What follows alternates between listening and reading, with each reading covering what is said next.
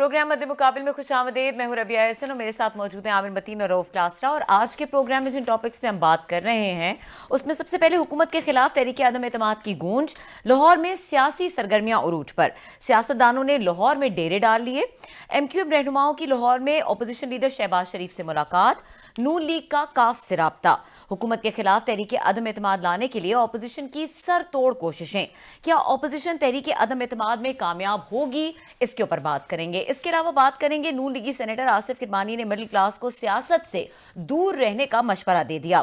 सियासत पैसे वालों का काम बन चुका, आसिफ किरमानी के इस बयान के पीछे छुपी वजह क्या है, इसके बारे में बात करेंगे। और इसके अलावा बात करेंगे पूरी कौम आपकी पुष्ट पर खड़ी है, वजीर आजम इमरान खान फौजी जवानों का हौसला बढ़ाने के लिए आर्मी चीफ के हमरा नोशकी पहुंच गए, एफसी रेंजर्स की तनख्वाहों में 15% इजाफे का ऐलान, दूसरी जानिब इमरान खान ने चीन और अमेरिका के दरमियान सालसी की पेशकश कर दी, किसी एक ब्लॉक को ज्वाइन नहीं कर सकते, वाजे कर दिया। इसके साथ साथ बात करेंगे एफबीआर का एक और कारनामा, मुल्क के आला हुक्मरानों पर आयद सेल्स टैक्स वापस ले लिया, फॉरेन डिप्लोमेट्स के साथ साथ वजीर आजम, सदर और गवर्नर्स को भी टैक्स माफी, हुकूमत का सप्लीमेंट्री बिल 2022 के जरिए खादों, ज़राई अद्वियात और ट्रैक्टर्स पर टैक्स छूट वापस लेने का इम्कान। ये तमाम टॉपिक्स हैं जिसको आज के प्रोग्राम में शामिल करेंगे। क्लास साहब, सबसे पहले नून लीगी सेनेटर आसिफ किरमानी हैं जिन्होंने मिडिल क्लास को कहा है कि सियासत से आप दूर रहें क्योंकि सियासत is a money business these days. अब ये क्या कॉन्टेक्स्ट है, किस कॉन्टेक्स्ट में उन्होंने ये बात कही, इसके ऊपर उनसे भी बात कर लेते हैं क्योंकि वो हमारे साथ लाइन पे भी मौजूद हैं और आप भी इसके ऊपर जरा रोशनी डालिएगा।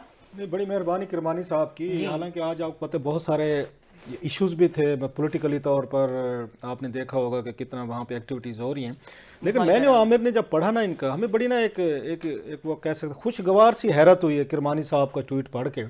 तो हमने फैसला किया कि शो आज का यहाँ से स्टार्ट करते हैं, बाकी जो बकर मजीद जो है ना, जो यहाँ पे इनकलाब आ रहे हैं सियासी, वो तो बाद में देखते रहेंगे कि उनके एक उनका जो आया है ट्वीट आया है, that's very important tweet in a sense कि पाकिस्तानी कौम को अंदाज़ा होना चाहिए कि ये बात हम पहले यहाँ पे कई दफ़ा शोज़ में कहते रहे हैं कि इस मुल्क पे माफियाज ने कब्जे कर लिए हैं और स्पेशली हाउसिंग आपके सेक्टर ने लोगों को जेबों में डाल रही है। एक उन्होंने अमीर आदमी का बिजनेस बना दिया, कोई आम आदमी अब आपके आकर ना इलेक्शन लड़ सकता है ना पॉलिटिकल आदमी के करीब हो सकता है, कोई पढ़ा लिखा मिडिल क्लास का आदमी जो है ना आपको इन पार्टीज में इस वक्त नजर नहीं आता। बड़े बड़े बिग बिजनेसमैन, माफियाज, कंस्ट्रक्टर, उसमें कंट्रैक्टर्स हैं, बिल्डर्स हैं, हाउसिंग सोसाइटीज हैं, जिसके पास पैसा है, जहाज है, पराठोज हैं, वो हैं। तो किरमानी साहब का जो बयान जो है ना, it came as a bit पढ़ दें सब जो उनका ट्वीट है पूरा, उन्होंने मेरे कल बताया, इन्होंने थोड़ा सा मुख्तर कर दिया है। किरमानी साहब ने ट्वीट किया है जी कि मिडिल क्लास से दरख्वास्त है कि अपने बच्चों को जहाँ तक मुमकिन हो तालीम दिलवाएं।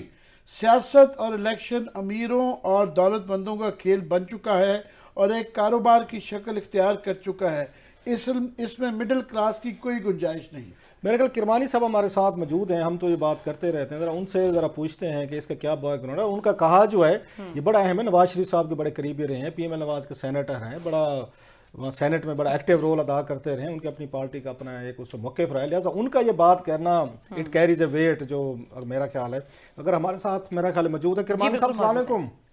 जी अस्सलाम वालेकुम क्लासरा साहब और अस्सलाम वालेकुम आमिर मतीन साहब। बहुत शुक्रिया सर आपका। हालांकि आप इस वक्त ट्रैवल कर रहे थे, हमने ज़बरदस्ती आपकी गाड़ी को ब्रेकें लगवा दी हैं जीटी रोड पे, आपकी मेहरबानी। इस वक्त मेरा ख्याल आप कहीं पे खड़े होकर रोक के गाड़ी रोक के हमारे साथ बात कर रहे हैं। सर ये आपका ये ट्वीट है, इस वक्त पोलिटिकली तौर पर आपको पता है बड़ा पाकिस्तान में इस वक्त बड़ी एक्टिविटीज चल रही हैं, मुलाकातें हो रही हैं, वज़ीर आज़म हटेगा नहीं हटेगा, अदम एतमाद, वो सब कुछ वो आपको पता है, मैं उसमें नहीं जाता।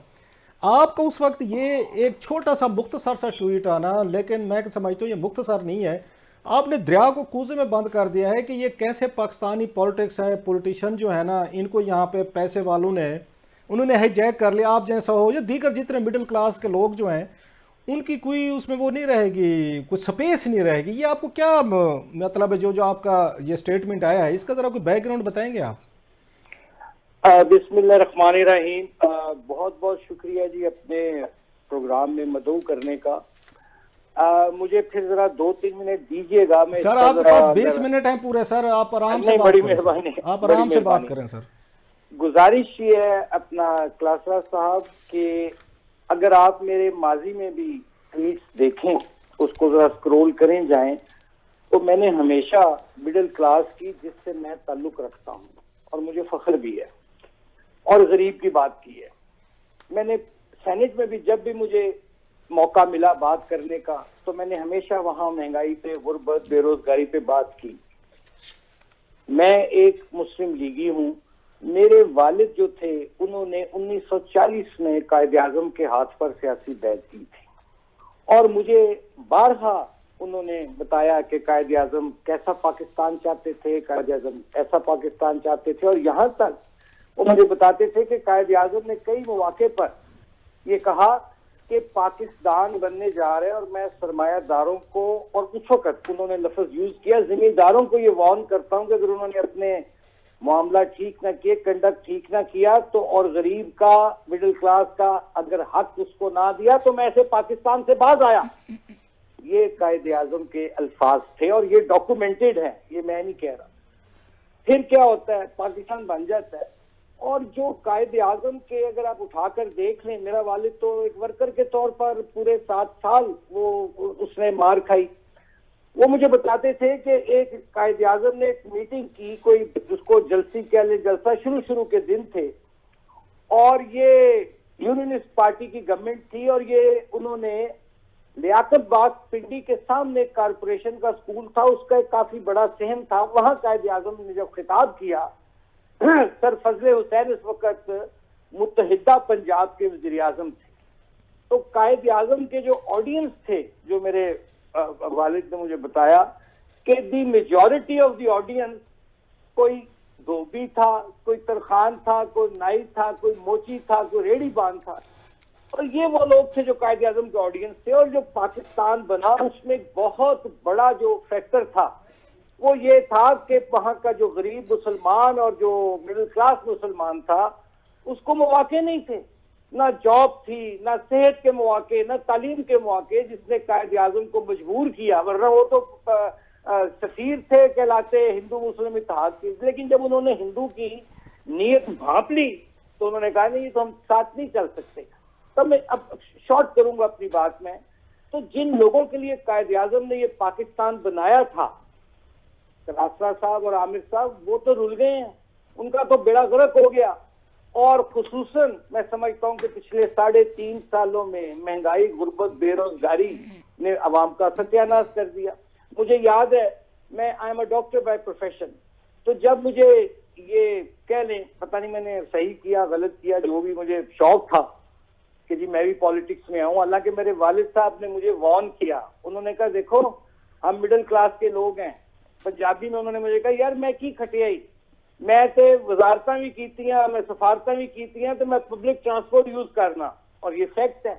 हमें जरूर उन्होंने गाड़ी लेके दी, लेकिन खुद वो नहीं अफोर्ड हम कर सकते थे कि दूसरी गाड़ी रखनी। खैर अल्लाह ताला के फैसले होते। कहने का मतलब ये है कि मेरा दिल कुड़ता है देख के कि यार गरीब का कोई पुरसाने हाल नहीं है, और यहाँ एक सियासत हो रही है जो ट्विटर पर हो रही है, सोशल मीडिया पर हो रही है।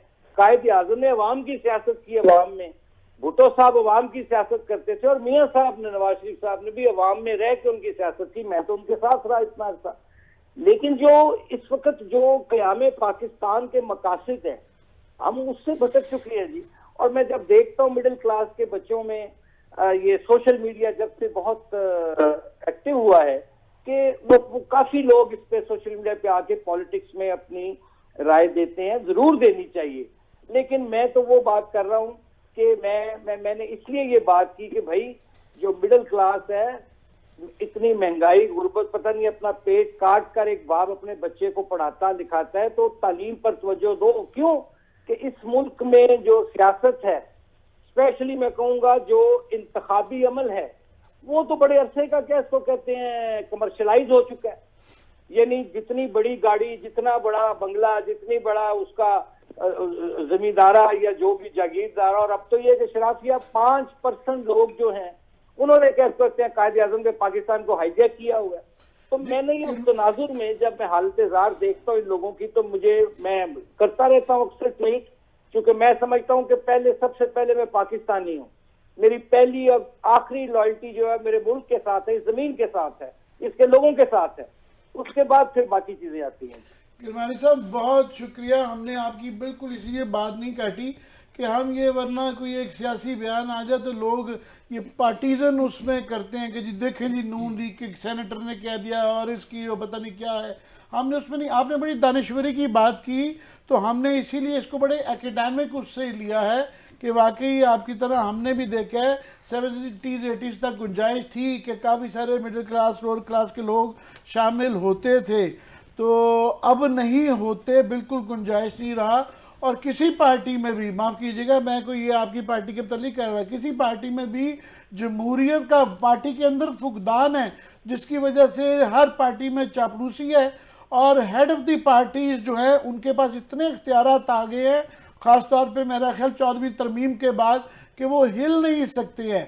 तो इसका क्या हल है? क्योंकि जब तक ये, और लोकल बॉडीज़ के ज़रिए लोग अंदर आ जाते थे, लोकल बॉडीज़ में या तो इलेक्शन नहीं, हुकूमतें करवाती, कोई भी पार्टी इंटरेस्टेड नहीं होती, करवाती हैं तो उसको कोई इख्तियारात या कोई सहूलतें या किसी किस्म की एक लूली लंगड़ी लोकल बॉडीज़ होती है जिसके ज़रिए वो रास्ता भी रुक जाता है। तो हल क्या है? पार्टीज़ के अंदर ये बात कोई करता है आपकी पार्टी में या किसी उसमें? देखिए, गुजारिश ये है अपना आमिर साहब कि इसके लिए सबसे जो पहली चीज है ना, वो जिम्मेदारी है आपके जो इलेक्शन कमीशन है उसके कवानीन की। यहाँ कहा तो जाता है कि जी ये इलेक्शन में जी ये नेशनल असेंबली का इलेक्शन है जी, इस पे 10 लाख 15 20 25 इतना भी, इससे ज्यादा को खर्च नहीं करेगा। लेकिन क्या कभी इलेक्शन कमीशन ने कभी पूछा लोगों को कि आप ये करोड़ों अरबों रुपया, जो अब तो एक काउंसलर का इलेक्शन लड़ने के लिए करोड़ों रुपया चाहिए, मुझे बताइए मिडिल क्लास कहाँ से वो रोटी खाए या कैसे तो इलेक्शन लड़े? तो ये तो कवानीन जो से हैं ये बनने चाहिए और इसमें एक ये पब्लिक के इंटरेस्ट में है। क्योंकि देखिए, आप 5% अगर रूल करेगा इस मुल्क को तो बाकी 95% जो है, क्या वो पाकिस्तान नहीं है? कि वो पाकिस्तानी नहीं है? इसलिए इसमें इलेक्शन कवानीन में मैं समझता हूँ तब्दीली की, रिफॉर्म्स की जरूरत है और फिर उस पर सख्ती से अमल दरामद कराने की जरूरत है। आप पूछे ना लोगों को कि ये जो तुम 10 करोड़ रुपया इलेक्शन पे लगा रहे हो, ये जो 20 करोड़ लगा रही हो, ये कहां से आया है? टैक्स से तुम देते हो 1 लाख रुपया, टैक्स से तुम देते हो 25,000 रुपया, ये कहां से तुमने 20 करोड़ लगाया? ये जब तक इसकी प्रॉपर लेजिस्लेशन होनी चाहिए, इसकी कानून साजी होनी चाहिए, इलेक्शन कमीशन को मजीद इसको बिल्कुल इंडिपेंडेंट, आपने स्टेट बैंक को इंडिपेंडेंट कर दिया IMF के कहने से, तो जो आपका अपना इदारा है जो पाकिस्तान में मुंतखब करता है अपने नुमाइंदों को, उसके जरिए जो रेगुलेट करता है, जो उसको आपने मजबूत नहीं किया पकड़ के। तो मैं समझता हूँ सर इसका हल ये है, वो कहते हैं ना सजा और जजा, ये करना पड़ेगा आपको। इलेक्टोरल रिफॉर्म्स इसका हल है और कोई हल नहीं। और जो जमात इस इलेक्टोरल रिफॉर्म को कर जाएगी और मिडिल क्लास को और गरीब को ये एहसास दिलाएं कि you are also part of this country, तुम इस इलेक्टोरल प्रोसेस का हिस्सा हो, तुम इस पार्लियामेंट का हिस्सा हो, तो ये जब तक नहीं होगा सर, उस वक्त तक आप यकीन कीजिए कि दुख होता है सर मुझे कि गरीब तर हो रहा है, अमीर तर हो रहा है। I know lot of people जो अपर मिडिल क्लास के थे, जो मिडिल क्लास में चले गए, मिडिल क्लास वाले लोअर मिडिल क्लास में चले गए। ये हो क्या रहा है? पाकिस्तान ऑफ कायदे आजम? क्या इसलिए हमारे बुजुर्गों ने वहां से आगे माइग्रेट किया था, कायदे आजम के लिए जंग लड़ी थी, पाकिस्तान के लिए जंग लड़ी थी कि यहाँ शराफिया काबिज हो जाए आकर? कौन लोग हैं ये, कहां से आ गए हैं? वो जी क्या है जी, ये फलानी हाउसिंग स्कीम का मालिक है, ये फलानी का मालिक है। कहां से आया जी इनके पास पैसा? इस तरफ क्यों नहीं हुकूमत एहतसाब करती? वो गोद में लेके बैठी है ऐसे लोगों को। सर नो, ये चलेगा नहीं सर, ये लॉ ऑफ नेचर के खिलाफ है आमिर साहब। We must bring some strict election laws. Kirmani साहब, आप इस वक्त सेनेट में बैठे हैं, साहब जरा कुलीग्स होंगे आपके बहुत सारे, बड़ी हिम्मत की आपने उनके खिलाफ बात करना, आसान नहीं होता है नेशनल असेंबली में। आपको क्या लगता है, मैं सिर्फ सेनेट की बात कर रहा हूँ, वहां पे कोई आपको गरीब को मिडिल क्लास का सेनेटर लगता है आपके इर्द गिर्द कोई बैठा हुआ कोई है?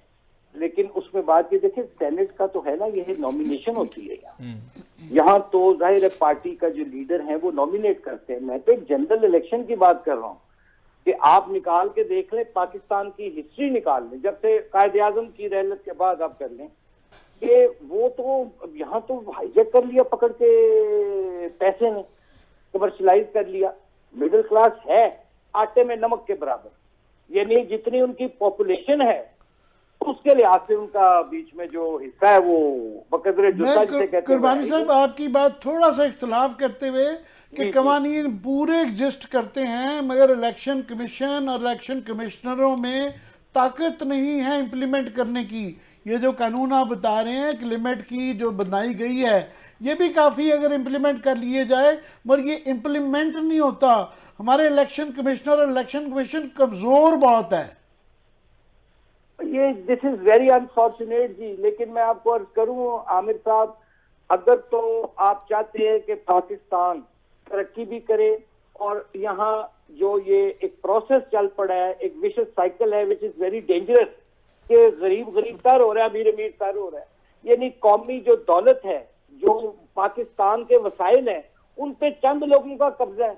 ये क्या है जी, मुझे बताएं, आप खुद बताएं। ये लॉज पर अमल जब तक नहीं होगा, आप देखिए ये फिल्टर जब तक नहीं लगेगा, उस वक्त तक पाकिस्तान में यही हालात रहेंगे। और मुझे डर है सर कि जो लोगों में मैं फिरता घूमता हूँ, मैं तो अपनी ग्रोसरी खुद करता हूँ, मैं तो पब्लिक ट्रांसपोर्ट यूज करता हूँ, मैं डेवू पे ट्रेवल करता हूँ, मैं तो लोगों में उठता बैठता हूँ, मुझे मालूम है लोगों की इस वक्त क्या फीलिंग्स है, लोगों की आंखों में गम है, गुस्सा है, और वो कह रहे हैं यार कि हमारा ये गरीब का यही नसीब है आमिर साहब इस पाकिस्तान में कायद आजम के फुटपाथ पर पैदा हुआ, फुटपाथ पर जवान हुआ और फुटपाथ पर ही मर जाए। नो नो नो नो, ये लॉ ऑफ नेचर के अगेंस्ट है। और ये कौन चेंज कर सकता है? वही कर सकते हैं जो क्या इसको कहते हैं पार्लियामेंट से। पार्लियामेंट इसको चेंज कर सकती है। लास्टली किरमानी साहब, आपने बड़ी अच्छी एकेडमिक, जैसे हमने कहा, हमने एकेडमिक ही रखा है इसको, मसले को पार्टी किसी को हमने नहीं बनाया, कौन किसकी ज्यादती, हमने जनरल इस पर डिस्कशन किया था कि पॉइंट ऑफ व्यू जो है क्रॉस द बोर्ड लोगों तक जाना चाहिए। जब आप खुद इस बात को मान रहे हैं कि ये पैसे के गेम बन चुके हैं, बिल्डर्स, हाउसिंग सोसाइटी वाले, कंट्रैक्टर्स, बड़े बड़े माफियाज जिनके जेब में अरबों हैं, वो पार्लियामेंट बैठे हैं, तो ये पार्लियामेंट ऐसे लाज बनाएगी जहां पे बिल्डर्स, कंट्रैक्टर और ठेकेदार या उनके नामिनी जो हैं, जो उनके पॉकेट्स में हैं, ये कोई ऐसे कवानीन बनने देंगे सेनेट या कौमी असम्बली से अपने खिलाफ? ये वहां पे होने देंगे इस तरह के काम? कोई लगता है आपको इस तरह की चीज है वहां पे? ये क्लासरा साहब आपने बड़ी एक पते की बात की है, मैं बिल्कुल आपसे इत्तेफाक करता हूं, लेकिन ये बमरे मजबूरी करना पड़ेगा जी। अगर ये नहीं होगा तो सर मेरे मुंह में खाक, मैं देख रहा हूं कि we are heading towards anarchy. Then कितनी देर कोई बैठा अपने बच्चों की भूख बर्दाश्त करेगा जी? कितनी देर बैठा कोई अपने बच्चों को स्कूलों से उठा लेगा इसलिए कि उसके पास फीस देने के पैसे नहीं है? हमें करना पड़ेगा बाय व्हाटएवर मीन्स। ये पार्लियामेंट को किरदार, क्योंकि पार्लियामेंट का रोल क्या होता है?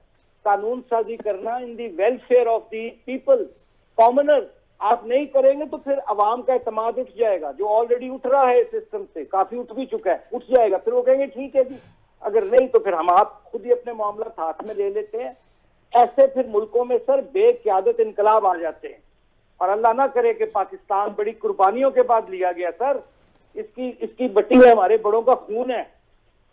इसलिए ये जो लेजिस्लेशन है और लेजिस्लेटर्स को चाहिए कि सारे मिलकर इस तरफ ध्यान दें ताकि ये रास्ता रोका जाए जो इलीगल जराए से इल कॉटन मनी लेकर आकर पाकिस्तान की पार्लियामेंट में घुस जाते हैं। बहुत शुक्रिया किरमानी साहब, आपने बड़ी अहम बातें की हैं। बहुत ड्राइव सेफली सर। बहुत शुक्रिया सर, थैंक यू जी, बहुत शुक्रिया। आसिफ किरमानी साहब हमारे साथ मौजूद थे, नून लीगी सेनेटर हैं, और इनके ट्वीट पे हम बात कर रहे थे। मजीद डिस्कशन को आगे बढ़ाते हैं इस ब्रेक के बाद, हमारे साथ रहिए।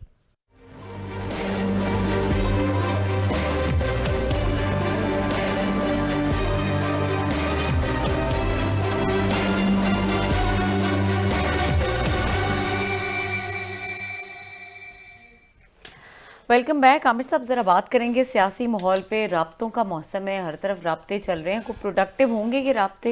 ये राब्तों की ना, ये सारे टीवी शोज़ के ऊपर यही बहस हो रही है, फलाने फलाने से मिल रहा है, गवर्नमेंट जा रही है नहीं जा रही, टूट रही है नहीं टूट रही, कैसे टूट रही है, कौन तोड़ेगा, कैसे तोड़ेगा टाइप है ना, इस पे आते हैं। पर अभी जो आसिफ किरमानी साहब ने बात की है ना, इस पे कम लोग बात करते हैं, उससे मैं रिलेट करना चाहूँगा कि वो जो उन्होंने सवाल रेज़ किए हैं कि पार्लियामेंट के अंदर जब सारे बिल्डर्स, माफिया, कार्टेल्स के नुमाइंदे ख़ास तौर पे सेनेट में और नेशनल असम्बली में भी बैठे हुए हैं, ज़्यादातर यही है। इक्का दुक्का बड़ी मुश्किल से अगर आप मुशर्रफ साहब से पूछें तो एक दर्जन गिनवाएं जो कि गरीब आदमियों के नुमाइंदे हों या जो पजेरो प्राडो में ना आते हों, तो बड़ी मुश्किल में पड़ जाएंगे।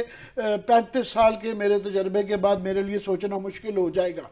और ख़बर ये इसके साथ मैं रिलेट करना चाहूँगा, ये शहबाज राना साहब बहुत अच्छे रिपोर्टर हैं, इनकी ख़बर है कि जनाब गवर्नमेंट ने एक नालायकी के अंदर जो है आप डिप्लोमेट्स के ऊपर सेल्स टैक्स नहीं लगा सकते, उनको एक इम्यूनिटी हासिल होती है, वरना वो भी आपके मुल्कों में लगाएंगे और वो इंटरनेशनल कोर्ट ऑफ जस्टिस में आए। तो ये जो अभी मिनी बजट पास किया गया था 360 अरब रुपए के जो टैक्स की वो विड्रॉ किए थे, 17% सेल्स टैक्स लगाया गया था कुछ पे, उसमें उन्होंने गलती से डिप्लोमेट्स के ऊपर भी लगा दिया, उसको विड्रॉ किया। और उसके साथ ही उन्होंने जनाब जो president of Pakistan, prime minister of Pakistan और सारे गवर्नर हजरात का वो कुछ भी इंपोर्ट करें, चाहे वो गाड़ी हो, चाहे वो चीज़ हो, चाहे कुछ भी वो हो, उनको भी साथ ही इस तसना जो 17% सेल्स टैक्स का कर दिया कि इमरान खान की गवर्नमेंट जो ये कहती थी कि 2 पाकिस्तान नहीं 1 पाकिस्तान, और जी वो कट्टे भी वैसे बेच दी और गवर्नर की गिरवारे गिरवाएंगे, ये इन्होंने ये किया है कि उमरा के लिए। और साथ में इससे पहले वो जो जीएसटी होता है 17%, वो पहले ही प्रेसिडेंट की और गवर्नर के और ये जो प्रिविलेजेस एक्ट जो पुराना था अमेंडमेंट करके जो 17% जीएसटी जो है वो पहले ही ये कर सके हैं। वो एक अलग क्वेश्चन है कि ये नोटिफिकेशन के जरिए शायद नहीं हो सकता, ये शहबाज राना साहब आर्ग्यू कर रहे हैं कि शायद इसके लिए दोबारा आपको तब्दीली कानून के अंदर करनी पड़ेगी, ये नोटिफिकेशन से शायद ना हो सके, वो एक अलग बहस है। बात ये है वो जो किरमानी साहब बात कर रहे थे कि मिडिल क्लास वाइप आउट होती जा रही है और सियासत तो सिर्फ रह ही सेठों का काम गया हुआ है, और सेठ अपने मुतल्लिक जो क्लास साहब कह रहे हैं सेठ अपने मुतल्लिक वो नहीं बदलेंगे क्योंकि वो कानून बनाने वाले वो हैं। तो ये जो साथ में इस वक्त एक स्टॉर्म इन टी कप है, शायद एक्चुअल स्टॉर्म ही हो कि जी गवर्नमेंट के खिलाफ वो जो एकदम बहस चल पड़ी है गवर्नमेंट टूट रही है नहीं है। अब देखिए कैसे वो कहते हैं स्ट्रेंज बेड फेलोज, ये अंग्रेजी की एक टाइम होती है कि एक बिस्तर के ऊपर अब इकट्ठे सो रहे हैं MQM और शहबाज शरीफ साहब और वसीम अख्तर साहब आज इकट्ठे थे। अब वसीम अख्तर वो हैं जिन्होंने वो जो अल्फाज टीवी पे दोहराए हुए हैं, मैं नहीं दोहरा सकता, वो ट्विटर पे चल रहे हैं लोग याद कराने के इसने क्या क्या बातें की थी, तो इनके कमरे से क्या कुछ बरामद हुआ था, इनके बालों के लगवाए जाने के मुतालिक और जिस तरह के अल्फाज और जिस तरह के MQM के मुतालिक ये लोग कहते रहे हैं, उस तरह ही उनकी भी PMLQ की भी दिहाड़ी लगी हुई है। एक बंदा कहता है हम हैं मिलने में, कोई कहता है नहीं मिलने में। इन इशू से कोई ताल्लुक नहीं है, ये सब स्ट्रेंज बेड फेलोज हैं। और राज साहब कल सही कह रहे थे कि वाई नॉट, आगे लोकल बॉडीज़ के इलेक्शन आ रहे हैं, सियासत में गर्मा गर्मी करने की ज़रूरत है। अगर उस गर्मा गर्मी में कई दफ़ा होता है कि मौका खुद निकल आता है जब सियासत गर्म होती है। महंगाई, ये जो करमानी साहब जिक्र कर रहे हैं, महंगाई इतनी ज़्यादा है, मुश्किलात इतनी ज़्यादा है, जब से जुलूस चले, हालांकि उन्होंने देखे महीने 1.5 महीने की दी है, 27 फरवरी की 1 तारीख आई है और उससे अगले 23 मार्च और उसके बाद रमज़ान शुरू आ जाएगा। मगर कई दफ़ा होता है कि मोमेंटम इस तरह की चीज़ें खुद पकड़ लेती हैं, 2-4 खुदा ना खास्ता वायलेंस हो जाता है, कोई और चीज़ नुमा होती है। लोकल बॉडीज़ के इलेक्शन आ रहे हैं और पॉलिटिक्स अपोजिशन को सूट करती है, मगर घूम फिर के सियासत सारी पार्टियों में आप अगर नाम बदल दें, इधर के इधर करते हैं, इधर के करते हैं, किसी पार्टी में कोई फ़र्क नहीं है, सियासत में कोई फ़र्क नहीं, मैनिफेस्टो में किसी के नारों में कोई फ़र्क नहीं है। तो ये मामलात हैं जिसके मतलब इशू से बात नहीं हो रही है, चल रही है फलाना फलाने से मिला, फलाना फलाने से मिला, बाकी क्लास साहब से पूछने में है तो उनकी बातें सुन के यकीन करें आसिफ किरमानी साहब की, मुझे नियाज़मद्दीन के वालिद साहब से ही नहीं, वाकई सोशल उनका रवैया जो था ना वो बड़ा मिडिल क्लास था और सोशल एक्टिविस्ट थे, पोलिटिकल एक्टिविस्ट थे। वो पुराने ज़माने के इनके वालिद साहब के पोलिटिकल एक्टिविस्ट, वो पता चलता था सादा सा वो एक शलवार कमीज पहनते थे, चप्पल पहनते थे और हर जगह अवेलेबल होते थे। तो अब वो नहीं है। अभी अगर आपके पास पजेरो नहीं है, बड़ी गाड़ी नहीं है, 4-5 गनमैन नहीं है, तो अब पॉलिटिशियन नहीं मानता लोगों को, वो नहीं है। तो मैं उन्होंने बड़ी आज फिक्र अंगेज बातें की हैं, मेरा ध्यान उस तरफ लगा हुआ है। अच्छा क्लास साहब, आपका पॉइंट ऑफ व्यू लेना बहुत ज़रूरी है, स्पेशली आपके कल के एनालिसिस थोड़ा सा उसको कंबाइन करेंगे, लेकिन ब्रेक का वक्त हो रहा है। ब्रेक के बाद आके इसी पर डिस्कशन कंटिन्यू करते हैं, हमारे साथ रहिए।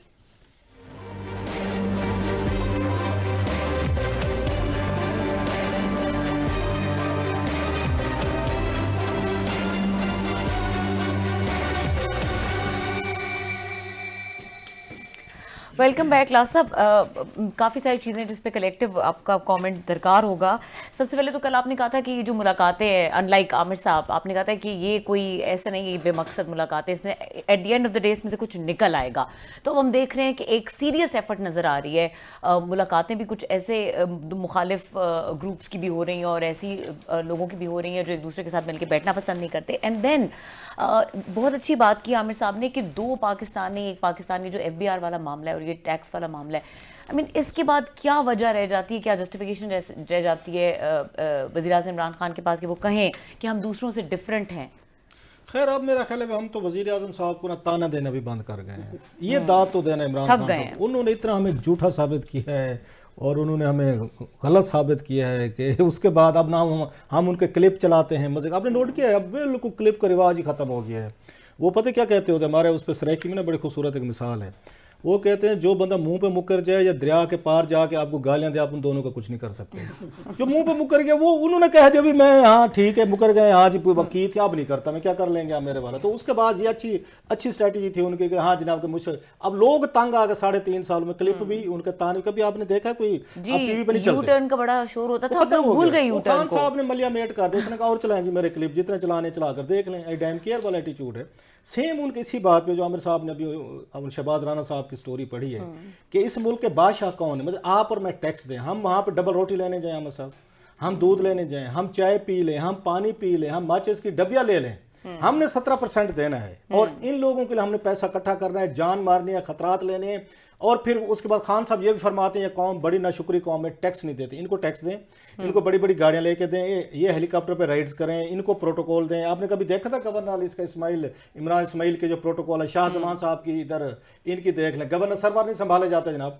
ये इन्हीं के लिए आप और हम यहाँ मेहनत करें, उनके लिए वो कोई चीज मंगा ले, उन्होंने टैक्स नहीं देना, हमने देना है। अवाम जो है ना उन्होंने देना। इसलिए जो किरमानी साहब ने बातें की है ना, ये वो 5% है, ये वो इस एलीट कैप्चर है जिसकी बात करते हैं उस इमरान खान साहब के लिए। मतलब इनके लिए 2-4 लोग मैंने यहाँ ढूंढे हुए हैं। इन्हें सियासत में नहीं होना चाहिए था, इन्हें यूनिवर्सिटी में प्रोफेसर ऑन ये पॉलिटिक्स होना चाहिए। 3-4 नाम ले लेता हूँ जल्दी से। इमरान खान साहब को पॉलिटिकल साइंस का इनको लेक्चर देने चाहिए था सियासत। बहुत खूबसूरत लेक्चरर होते हैं इमरान खान साहब। कमर जमा कहरा साहब वो भी माशाल्लाह बड़े खूबसूरत लेक्चर देते होते हैं। इसके बाद हमारे दोस्त ख्वाजा आसिफ साहब, जब अपोजिशन में हूँ, ख्वाजा आसिफ साहब से भी बेहतर खूबसूरत एकेडमिक गुफ्तगू जो है ना, लिटरेरी गुफ्तगू, पॉलिटिकल सारी साइंस आपको समझाएंगे। महमूद खान रिटायर हो गए। महमूद अचकज़ई साहब जो हैं वो भी एक ना वो डीन यूनिवर्सिटी के उस प्रोफेसर पे लग सकते थे। ये 3-4 मैं नाम ले रहा हूँ क्योंकि मुझे इनसे ये शिकायत है। अब आप कहेंगे आप क्यों कह रहे हैं, इसलिए उसकी वजह ये है इन लोगों ने जितनी अच्छी एकेडमिक गुफ्तगू अपोजिशन के दिनों में की, और मेरे जैसे लोग इनकी तकरीरों से बातों से जब तक इनका पूरे का पूरा वो नहीं आया था, हम एक्सपोज नहीं हुए थे, हम बड़े मुतासिर भी होते थे, अप्रिशिएट करते थे, इज्जत करते थे कि कितना पॉलिटिक्स को, हिस्ट्री को, जमहूरियत को, गैरत को, इंसानियत को ये इसको समझते हैं। सर वो इतनी कन्विक्शन से बोलते हैं कि अभी भी धोखा खा जाते हैं। आम आदमी तो खा ही जाते हैं। हम थोड़े से एक ही दफा मोमिन कहते हैं, मोमिन एक दफा सुराग से डसा जाता है। मेरी और आमिर साहब की क्वालिटी दाद दें। अच्छा, एक मतलब हम अपना मुंह में आप मिठू बांध लें, मोमिन नहीं है मैं डसे नहीं जाते। एक दफा का चांस दें। एक दफा डसे जाते मैं, चलो मैं मान लाता हूँ, एक दफा डसा जाता हूँ, दूसरी दफा मैं डसवाने के, क्योंकि वो ये कहते हैं जो दूसरी दफा डसा जाता है तो फिर ये भोलापन नहीं होता, फिर आप उसको पार्टनर्स इन क्राइम में, फिर आपको मजा आ रहा है, नहीं कंप्रोमाइज्ड है, फिर आप पार्टनर्स इन क्राइम में, फिर आपको डसवाने में मजा आ रहा है, तो आप हिस्सा है उस गेम का। सो ये वो लोग हैं जिनकी बातों पे वो नहीं आना चाहिए। अब मसलन ये जो भी बात की है, मैं उस पर कोई बात मैं कहना नहीं चाह रहा, मैं सिविलाइज्ड तरीके से बात की जा सकती। जितनी बड़ी गाली वसीम अख्तर साहब ने हाउस ऑफ शरीफ को दी थी, हाउस ऑफ शरीफ फैमिली के, उनकी लड़कियों पे, बच्चियों पे, मैं नाम नहीं लेना चाह रहा किसी का, ये उसमें वो किसी ने वो क्लिप देखना है ना, वो जाके यूट्यूब पे, ट्विटर पे वो चल रहा है, टाइप करे कि उन्होंने क्या कहा, वसीम अख्तर ऑन शरीफ, जिसका जवाब चौधरी साली खान ने बाद में देने की कोशिश की थी, जिसको इन्होंने जलील करके निकाला वहाँ से, उन्होंने कुछ जवाब देने की कोशिश की थी। वसीम अख्तर ने साहब ने जो हशर नशर किसी का कर सकते थे, उन्होंने शरीफ फैमिली के एक एक बच्चे का किया। जुबान लाहौर के बारे में उन्होंने गुफ्तगू की कि लाहौर का कल्चर क्या है, लाहौर की खवातीन के बारे में, दीगर के बारे में। किसी बंदे में इतना भी होता, मैं ज़्यादा इससे कुछ नहीं समझ जाए क्या मैं कह रहा हूँ, थोड़ी सी जो ख्वाजा आसिफ साहब ने फरमाया था, थोड़ी सी कोई हया, कोई शर्म, आज आपको शहबाज शरीफ को इनके साथ नजर नहीं आना चाहिए। भाड़ में गई सियासत आपकी, भाड़ में गए जी जनाब आपकी गवर्नेंस। इतना कंप्रोमाइज भी नहीं करना चाहिए कि किसी बंदे ने आपकी बहन बेटियों को टीवी पे इतनी बड़ी गालियां दी हूं, मतलब दांत निकाल के बैठी हूं। मतलब दैट्स मैसिव। इससे समझ लें जो बात किरमानी साहब ने की है कि सिर्फ पैसा और दौलत और प्लाट हाउसिंग सोसाइटीज होना जरूरी नहीं है, कुछ और चीज भी आपको जरूरत है सियासत के लिए, जो मतलब है मैं नहीं समझता। ऑनर के लिए भी होती है, इज्जत के लिए भी होती है, खिदमत के लिए भी होती है, होनी चाहिए। इमरान खान से दुश्मनी आपकी अपनी जगह पे, मतलब हम इमरान खान के वो है, मतलब है उस तनकीद करते हैं, नाकाम हमसे ज्यादा कौन होगा, हमने आगे सफर भी किया है। लेकिन ये काम कभी जिंदगी में सोचा नहीं जा सकता कि आपकी किसी माँ, बहन, बेटी, भतीजी, फैमिली को इतनी बड़ी गालियां दी गई हों जो वसीम अख्तर साहब ने दी थी, और इसके बावजूद भी आप लोग उनके साथ बैठे हों सिंपली म्यूचुअल इंटरेस्ट के इसके लिए। ये तो सिर्फ सियासत में पैसा, आज के बाद साबित कर दिया मेरे इन दोस्तों ने, इन शरीफों ने,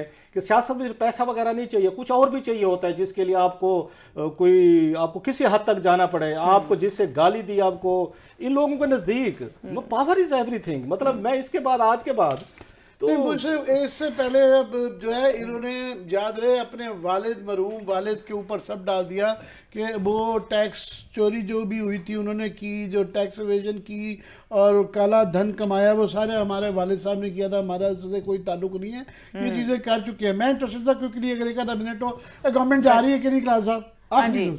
जी बड़ी मेरा ये ख्याल है, हमें जर्नलिस्टों को ना ये चीज़ें प्रेडिक्ट करने में, हम असेसमेंट दे सकते होते हैं, हम ये सवाल में मैंने भी उसकी रीजन बताओ, क्योंकि पॉलिटिक्स कोई हार्ड फैक्ट्स होते नहीं होते, ये कोई स्कैंडल तो नहीं है ना, हम लेके आते हैं, डॉक्यूमेंट्स होते हैं, चीजें होती हैं, हम फिर करते हैं, उसके खिलाफ हम स्टैंड भी करते हैं।